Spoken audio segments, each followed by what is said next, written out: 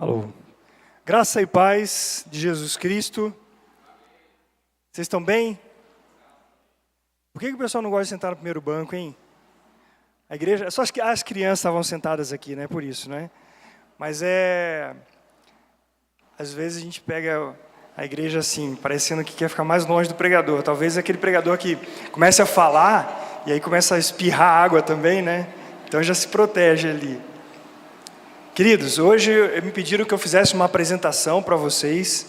E eu vou falar um pouquinho, eu não gosto de falar pessoalmente do que a gente já fez. E não é o propósito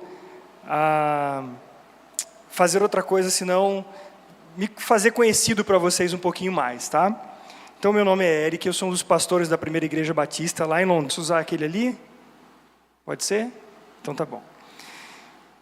Então, eu fui para Londrina com 15 anos, 14 para 15 anos. Meus pais quiseram sair do Rio de Janeiro e nós fomos morar lá. Meu pai queria criar eu e mais 3 irmãos numa cidade mais tranquila. Londrina era mais tranquila, que não é mais.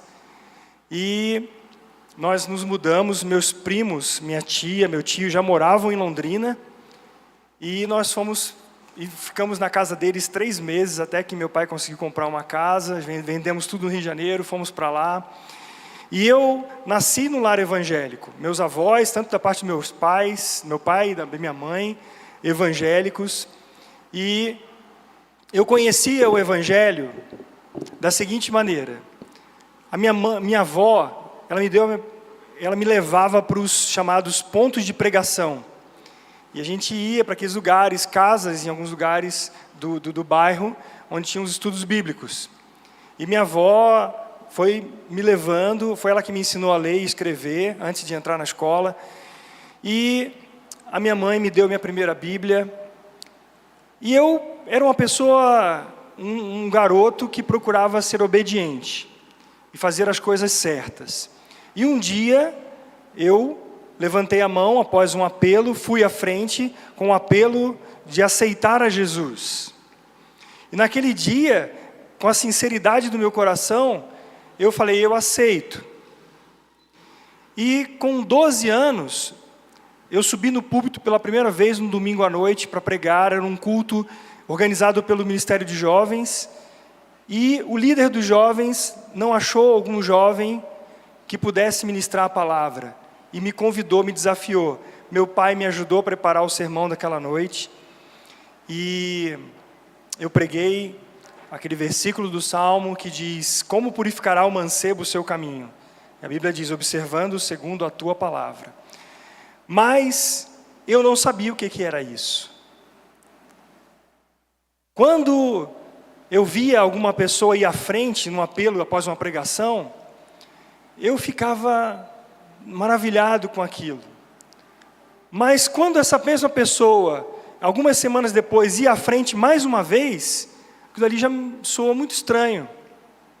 E 3 vezes, 4 vezes eu pensei assim, o que essa pessoa tem? Que toda vez que tem um apelo, ela vai à frente. E eu falei, mãe, o que é isso? Será que essa pessoa não creu de verdade, né? O que é? Aí minha mãe não soube me explicar o que era. Mas aí eu comecei a deixar de olhar para as pessoas e passei a olhar para o que eu tinha no meu coração. Havia uma inquietação no meu coração, onde quando eu deitava minha cabeça no travesseiro, eu sabia bem o que se passava no meu coração. Meu pai um dia disse para mim assim, não faça nada com uma menina que você não quer que façam com suas irmãs. Olha o peso. Embora uma lei, ela suscite a desobediência, o nosso coração desobediente, a lei, até certo ponto, evita que alguém vá para a cadeia, ou que faça algo que vai prejudicar alguém. Mas mudar o coração, a lei não faz isso. Nem a lei, nem a filosofia, a educação de uma maneira geral, nem a ciência, o conhecimento, e muito menos a religião faz isso. Se não for a pessoa de Jesus Cristo em trocar o nosso coração, nós vamos morrer numa religiosidade. Ontem eu esqueci de beber água, eu falei, puxa, a irmã que trouxe água para mim deve falar assim, ele não quis beber minha água, hoje eu vou beber. Eu estou contando rapidinho aqui para a gente poder pulando algumas coisas, mas afinal das contas, nós nos mudamos para Londrina. E ouvindo um evangelho que eu nunca tinha lido nas Escrituras.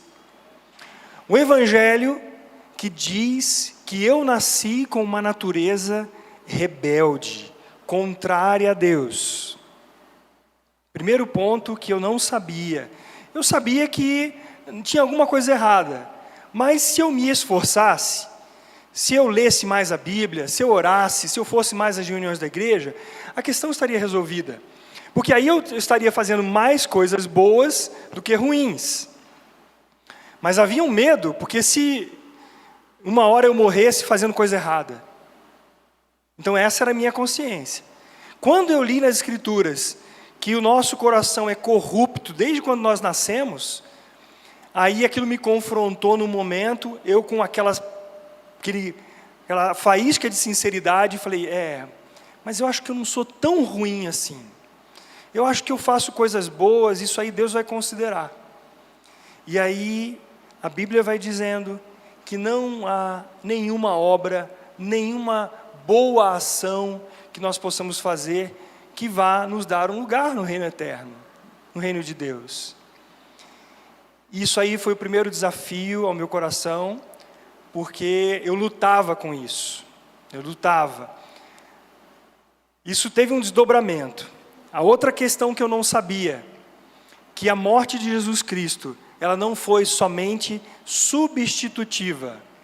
Que Jesus Cristo não só ali tinha morrido pelos meus pecados.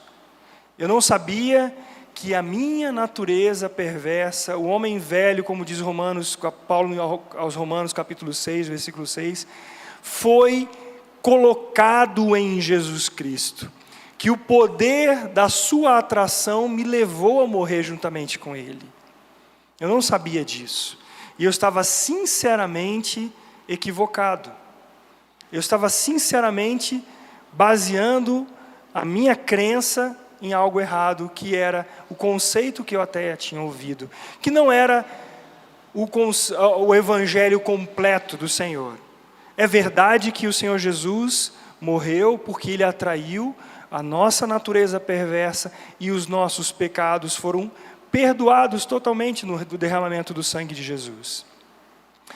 E a segunda etapa se deu numa noite, lá no estacionamento da igreja, tinha uma jaqueira bem grande, bonita, que na época que ela estava dando jaca, não podia parar nenhum carro ali, porque um dia caiu em cima de um Fusca e afundou, né, o capô do Fusca.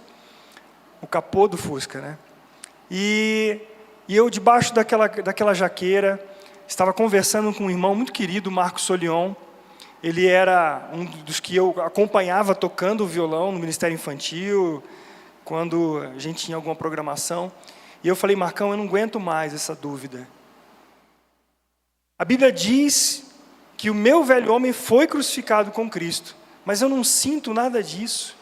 Tem hora que eu estou bem, tem hora que eu estou mal, tem hora que eu tenho certeza, tem hora que eu não tenho mais, e eu fico nessa gangorra. E ele só falou uma coisa para mim, que eu vou falar para vocês. Ele disse assim, Ericão, ele tratava assim, ou você fica com os teus sentimentos, ou você fica com a palavra de Deus. No que você vai ficar? E naquela noite, eu disse para ele e disse para o Senhor, Senhor, eu fico com a tua palavra. A despeito dos meus sentimentos, das minhas emoções, do que eu acho, eu quero ficar com a tua palavra. E eu morava a 3,5 km da igreja. Uma avenida que eu acho que os irmãos que já foram muitas vezes conhecem, a Avenida Higienópolis. É uma subida que vai gradativamente 3,5 km, só subida. E ali eu fui andando a pé para casa. Eu fui falando com o Senhor.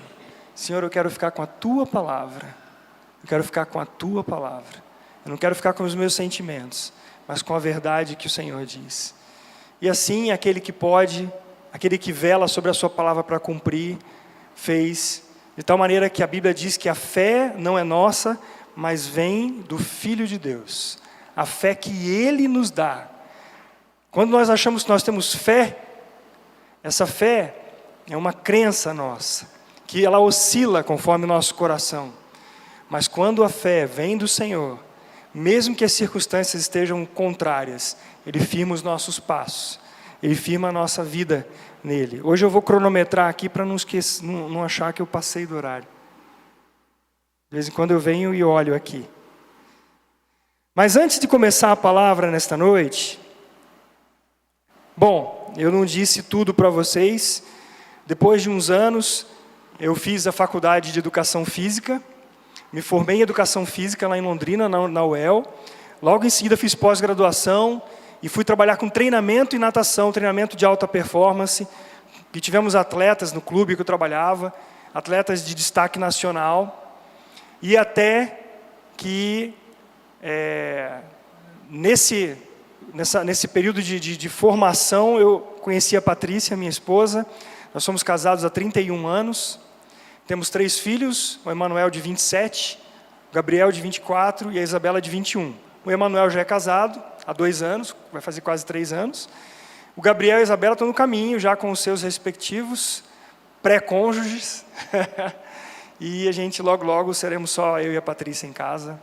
Aí será uma outra etapa das nossas vidas. Mas eu viajava, primeiro na igreja, eu sempre servi na área da música, no louvor. E houve um tempo que eu viajei durante 2 anos com um grupo, uma banda, pregando para jovens em eventos evangelísticos. Foi uma dessas que eu vim aqui a Campo Grande, ali onde é o Parque das Nações, né? Fizemos das Nações Indígenas. E foi um bate e volta, eu nem passeei aqui em Campo Grande. Nós tocamos, chegamos à tarde, passamos o som, tocamos à noite e já voltamos para Londrina. Mas houve uma conferência missionária numa igreja pequenininha. E ali pregou um pastor brasileiro que serviu 20 anos em Portugal. E naquela igreja simples, de gente com coração que amava ao Senhor, houve uma noite que eu percebi esse chamado a uma vocação, a servir integralmente no ministério. E eu tinha meu plano de vida já traçado. Eu estava dando aula na Universidade de Londrina, na área de biomecânica, para a área de educação física.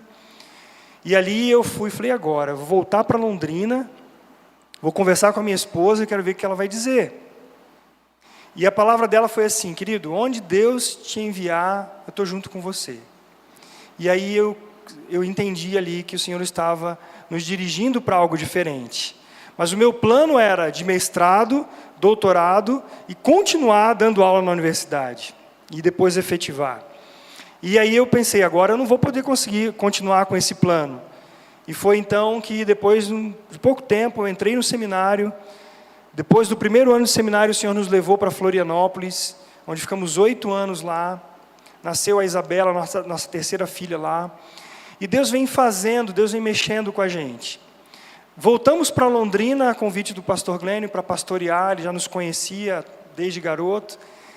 E aí então eu tive a oportunidade, pela flexibilidade de tempo, já concluído o seminário, já ordenado, a fazer a faculdade de música. E aí depois de tantos anos, fui fazer o vestibular novamente, fiz 4 anos da faculdade de música e depois mais 2 anos de pós-graduação.